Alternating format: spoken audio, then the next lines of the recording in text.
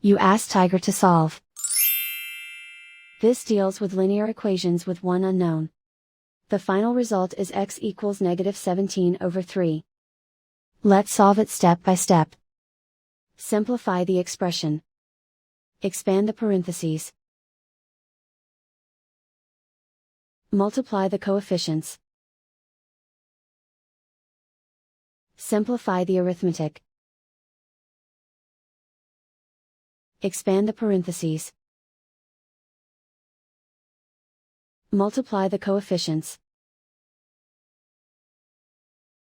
Simplify the arithmetic. Expand the parentheses. Group like terms. Simplify the arithmetic. Group all constants on the right side of the equation. Subtract 34 from both sides.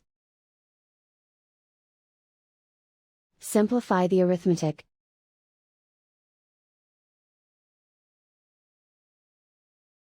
Isolate the x.